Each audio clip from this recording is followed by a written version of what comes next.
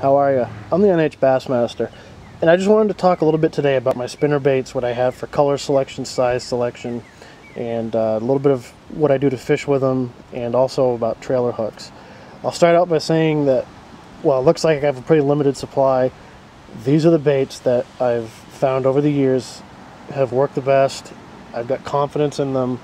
I've had, I don't know how many different sizes, different colors. I don't know how many hundreds of dollars I've probably wasted over the years on spinnerbaits, crankbaits, everything else, and all the gimmick sizes and colors.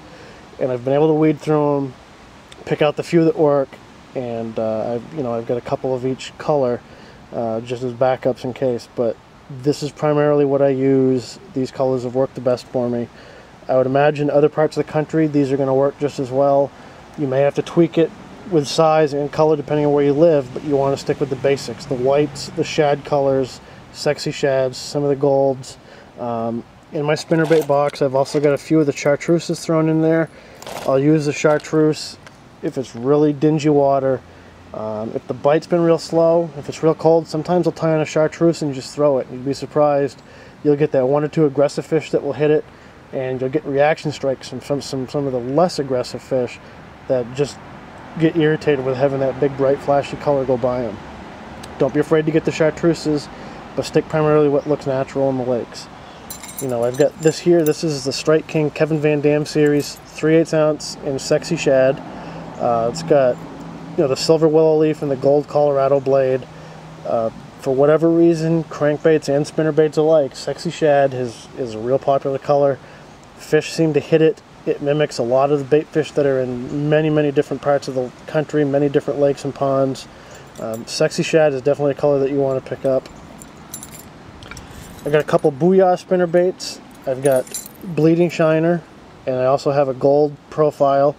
Again, same thing. This is your tandem series. It's got the gold willow leaf and the silver Colorado blade.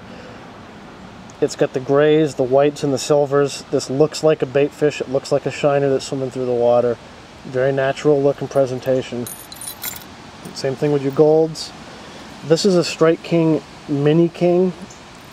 It's a 1/8 ounce spinnerbait. I've got that in silver, and it's got a single silver Colorado blade. This actually has been a pretty productive bait for me. It's a small profile. It gives a much smaller, more subtle presentation. Smallmouth bass up here in the Northeast really seem to go for that. This is the new Burner spinnerbait by Strike King.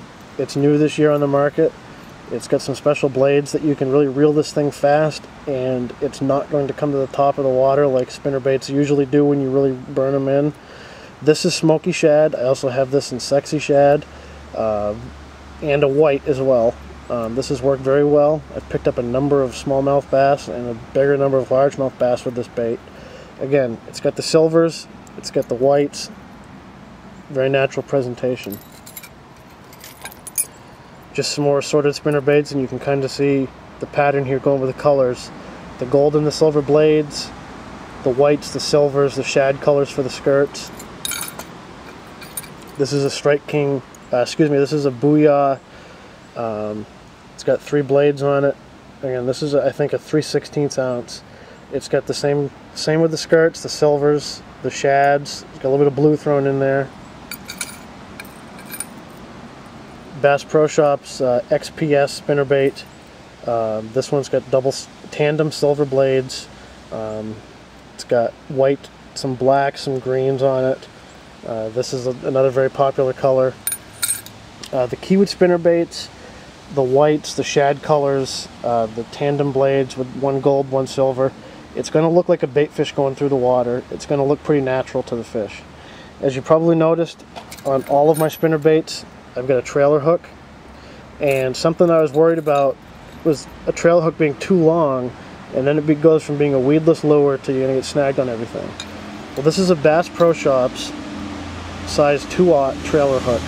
It's short, it provides that extra little stinger to it, yet when you're fishing it through the water, it still stays somewhat weed resistant. As you can see, it's just beyond the end of the skirt, yet it's covered up by that blade.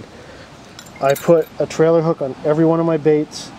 Probably better than half of all the fish I've caught on spinnerbaits have been caught on that trailer hook. You get a lot of short strikers. Fish will come up, they'll take a swing at the bait, they'll hit towards the back of the skirt, they'll hit towards the blades. If you don't have that trailer hook on, you're going to miss a lot of strikes. So make sure you always put a trailer hook on.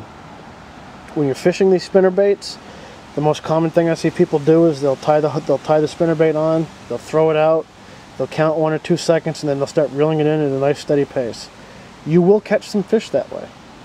However, the best way to fish a spinnerbait is to throw it out, let it sink, sometimes let it sink all the way to the bottom. If you're going to slow roll it, basically you're just going to reel that just fast enough so you're crawling that spinnerbait and you get those blades spinning and it'll stay right near the bottom. Sometimes you can cast these out, count a couple seconds, reel it in, give it a pause, give it a little jerk with your rod tip, burn it for a couple seconds, slow it down so you've always got something different going on. The bait's jumping, it's hopping, it's twitching, it starts, it stops. Usually on those starts and stops, the fish are going to strike. But don't just throw the bait out and reel it in steady. You want to always do something different with it. Think of it as like a crankbait, but you're in the middle of the water column. You're imparting the action in it. You're reeling it fast, you're reeling it slow, you're stopping, you're starting, you're burning it, you're slowing it back down. Do something different with the baits. Keep your color selection simple. Keep your color selection something that you're going to use and be comfortable with. And I guarantee you'll catch more fish.